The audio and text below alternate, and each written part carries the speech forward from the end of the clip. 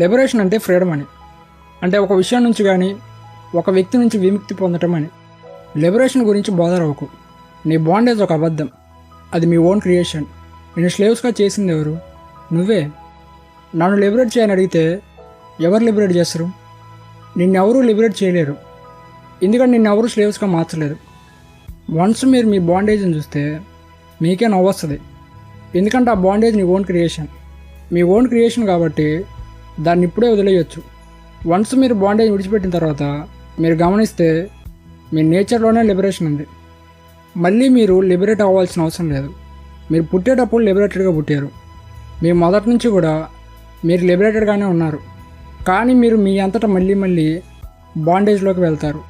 Perhaps మీకు ఆ bondage certain security, safety ఇవ్వచ్చు. ఆ బాండేజ్ మీకు ఒక సర్టెన్ ఫీలింగ్ని ఇవ్వచ్చు, ఫ్రీడంగా లిబరేటెడ్గా ఉండొచ్చు అని. కానీ మీరు మీ కాన్షియస్నెస్లో అబ్సల్యూట్ లిబరేటెడ్గా ఉన్నారు, ఆల్వేస్ లిబరేటెడ్గా ఉన్నారు. ఇది ఎలా ఉంటుందంటే పడుకొని కళ్ళు మూసుకొని నన్ను మేల్కొల్పండి అని అరిచినట్టు ఉంటుంది. ఇప్పుడు ఆల్రెడీ మెలుకుతున్న వ్యక్తిని మేల్కొల్పడం చాలా కష్టం. ఒక నిద్రపోయిన వ్యక్తిని ఈజీగా మేల్కొల్పొచ్చు. ఒక బకెట్ కోల్డ్ వాటర్ తన మీద పోస్తే తన ఎమ్మటే లేచి బ్లాంకెట్ తీసి ఇమ్మీడియట్గా ఏం చేస్తున్నావురా అని అరుస్తాడు. ఇలాగా ఒక వ్యక్తి ఆల్రెడీ లిబరేటెడ్గా ఉండి తన సొంతంగా బాండేజ్ని క్రియేట్ చేసుకొని మళ్ళీ నన్ను లిబరేట్ చేయండి అని అడిగినట్లు ఉంటుంది. నిన్నెవ్వరూ బైండ్ చేయలేదు, స్లేవ్స్గా కూడా మార్చలేదు. నీకు నువ్వే బైండ్ చేసుకున్నావు, స్లేవరీగా మార్చుకున్నావు. అన్నీ నీ అంతటి నువ్వే క్రియేట్ చేసుకొని మళ్ళీ ఎలా లిబరేట్ అవ్వాలి అంటే ఎలా? నీ ఓన్గా క్రియేట్ అయింది కాబట్టి నువ్వే సింపుల్గా వదిలేస్తే లిబరేట్ అవుతావు.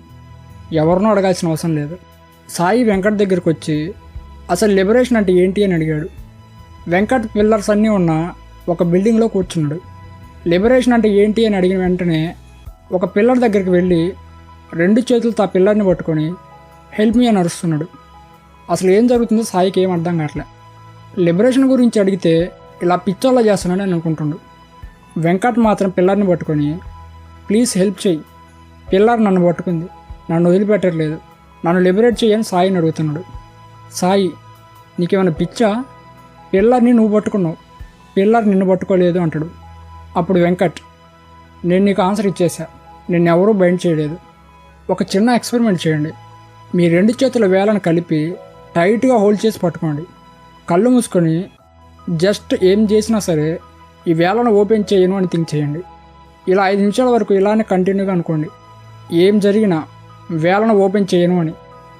5 నిమిషాల తర్వాత ఓపెన్ చేయడానికి మీ ఎఫర్ట్స్ మొత్తం పెట్టండి.